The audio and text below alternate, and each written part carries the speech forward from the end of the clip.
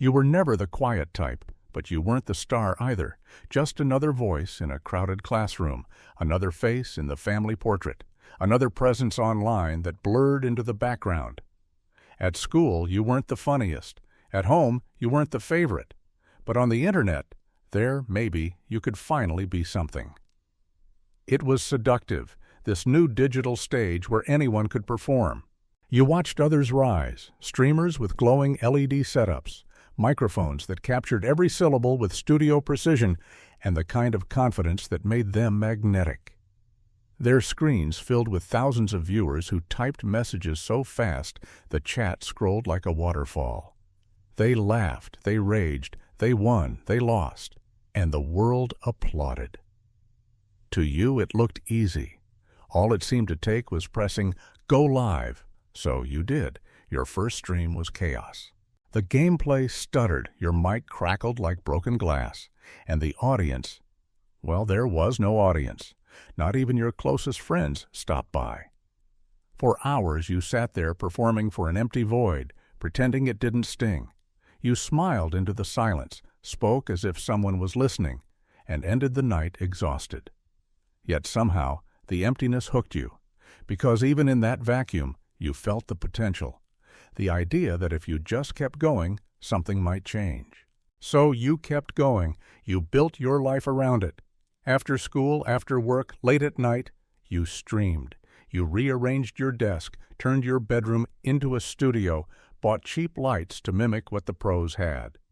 You canceled plans, skipped sleep, ignored texts. You told yourself it was all for the dream. You believed in the math. Stream long enough, someone will notice. Be consistent enough, and the algorithm will reward you. Be loud enough, and the world will finally hear you. But the numbers didn't move. Your chat box remained empty, like a theater where the audience never arrived. Your follower count sat frozen, no matter how many hours you poured in. The silence wasn't just absence, it was presence, thick and heavy, louder than any heckler. So you tried everything. You changed games, hoping the right one would unlock an audience. You reworked your overlays, redesigned your thumbnails, copied trends. You screamed, raged, whispered. You bought a ring light and forced smiles beneath its glare. Still, nothing changed. But you convinced yourself it was coming. That one clip, one raid, one lucky day that would rewrite your story. It never came. And yet you pressed on. You skipped dinners with family, excused yourself from friends, insisting, "I'm building something." You told your parents it wasn't just a hobby. It was a brand. You thought if you just worked harder, longer, more relentlessly than everyone else, the results would follow. But streaming doesn't care how hard you try. There's no ladder, no rules, no guaranteed reward. It's just noise. And in that noise, you began to lose yourself. You forgot what it felt like to play games for fun. Every laugh had to be performed. Every moment had to be content. Every bit of your personality had to be amplified, reshaped into something brighter, louder, more marketable, until it wasn't yours anymore. You weren't building a following. You were building a performance you couldn't turn off. And no one was clapping. Still, you kept smiling, kept the energy up, kept talking to a chat that wasn't there. You told yourself the grind was noble, that quitting now would make all those hours meaningless. That giving up would mean you were normal. And normal was starting to look like freedom. Because while you stayed live, life moved on without you. Friends graduated, siblings found jobs, people fell in love, traveled, lived, and you stayed behind that camera, chasing a break that never arrived. This wasn't just the story of one streamer, it was the story of countless dreamers, each betting on visibility in a world drowning in noise. A modern lottery ticket, where the prize wasn't money but recognition, and the odds were worse than anyone admitted. Still, you stayed loyal to the dream, because in your heart, it wasn't about winning anymore. It was about not quitting. At first, you told yourself this was just the beginning, that the silence was temporary, that every star once stood in your shoes. But weeks bled into months, and months into years, and the silence didn't fade. It grew heavier, more suffocating. You started to notice what you'd lost. Games no longer felt like escapes, they felt like scripts. Every match had to be commentary, every reaction a performance. You weren't playing for joy anymore. You were playing for survival, trying to wring content from every pixel. You told yourself this was dedication, but deep down, you knew it was transformation.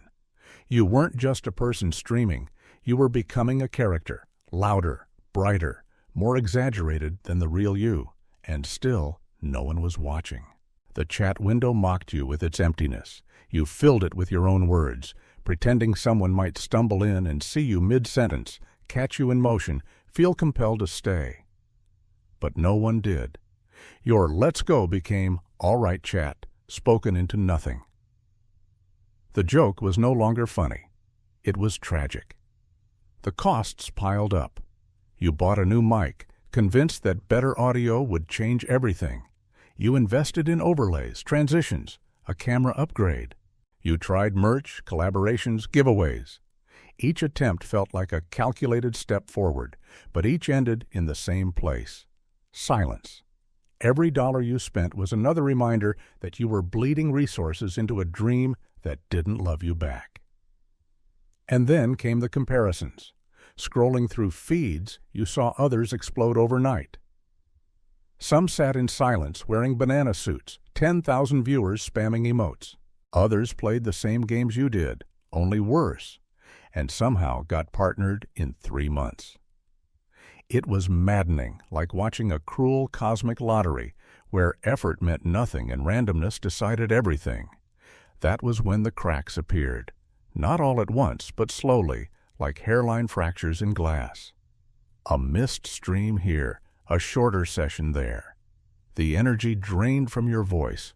The forced laughs grew brittle. Between games, you stared into the lens, wondering if this was worth it. You told yourself it was burnout. Everyone talked about it, especially the big names. Take a break, they said. But resting felt like quitting, and quitting felt like betrayal. So you kept going, live but empty, hoping for a miracle. And in those moments of doubt, your self-worth sank. Numbers weren't just numbers anymore. They were proof. Proof that maybe you weren't good enough. Maybe you weren't special. Maybe this was all just a delusion. Every dip in followers felt like a diagnosis, a verdict on your identity. Because this wasn't just a hobby anymore, it was who you were. "I'm a streamer," you told people at parties. You wore it like armor, like identity. You wanted it to sound professional, like you were building something grand, even when the reality was just you and an empty chat box. And yet, that identity became a prison. You couldn't step away, because stepping away meant admitting failure, admitting you had wasted years, wasted money, wasted energy. So you doubled down. You plastered energy across your face like war paint. You forced the jokes, hyped every kill like it was a world championship. You became the entertainer, even when your heart was splintering. Because you knew, deep down, that if you dropped the act, if you let the silence show, what little audience you had might vanish completely. But faking joy takes a toll. After streams, the quiet hit you harder than ever. You'd sit in the same chair, staring at the same screen, but now stripped of performance. The silence felt like a hangover from pretending to be someone who had it all together. And the cruelest truth? People watched other streamers because they were relatable. But no one relates to failure.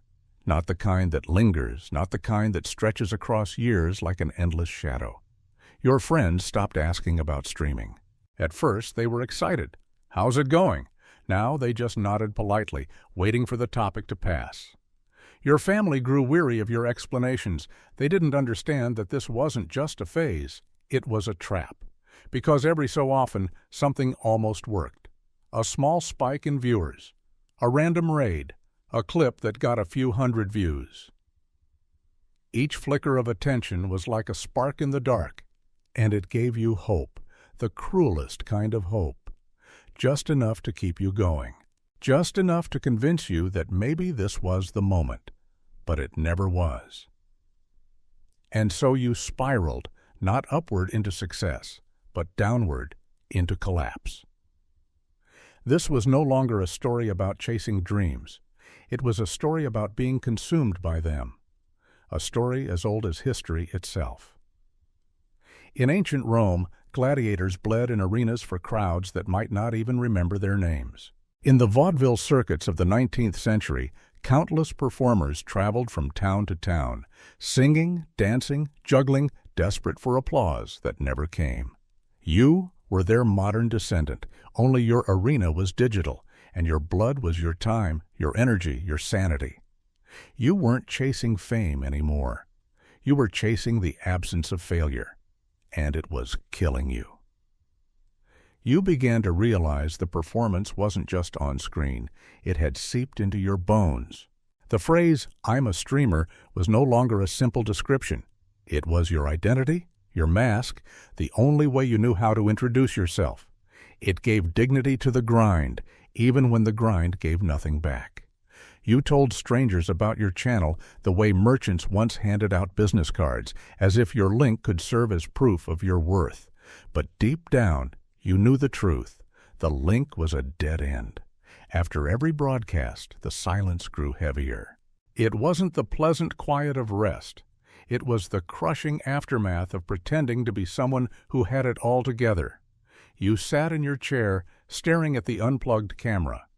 Just plastic and glass. Yet it felt like it was still watching you, judging you. It had become a mirror reflecting back the hollowed version of yourself. Friends stopped asking about it. Family stopped caring. At first, they thought this dream was bold, even admirable. Later, they treated it as a phase you'd eventually abandon. But it wasn't a phase. It was a cage you had built around yourself. Walls of content, walls of hope, walls of self-imposed duty. You weren't building a community. You were locking yourself inside. Every so often, a flicker of hope tricked you into staying.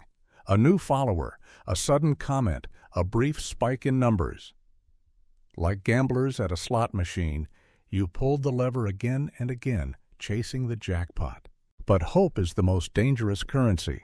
It was never enough to succeed, only enough to keep you from quitting. And so you drowned quietly. You scrolled past creators who blew up overnight for doing less, whispered into microphones while your screams went unheard. You lived in a cycle of exhaustion, your days blurred by the endless hustle. Burnout wasn't a distant threat. It was your reality. A slow erosion, not dramatic, but heavy. You told yourself you couldn't stop, because stopping meant admitting defeat. And yet, continuing meant surrendering yourself to a dream that had already consumed too much. That paradox hollowed you out. You became a product you didn't even want to buy. Your chair was your identity, your screen your mirror, your chat box your confessional. Every tear, every rage, every slip was captured, clipped, consumed, and discarded. You weren't living. You were unraveling in real time. And the cruelest part? No one asked if you were okay. They only asked when the show would return. But one day, the weight shifted. Not with a dramatic collapse, not with an explosion of rage or a teary farewell stream. It came quietly. You looked at the camera, at the ring light, at the countless hours that had slipped away, and you realized something. Streaming hadn't ruined you. You had done it to yourself by giving everything to a dream that gave nothing back. And so you stepped away, not with fanfare, not with drama, just silence. No final stream, no goodbye tweet, no farewell montage. You simply stopped.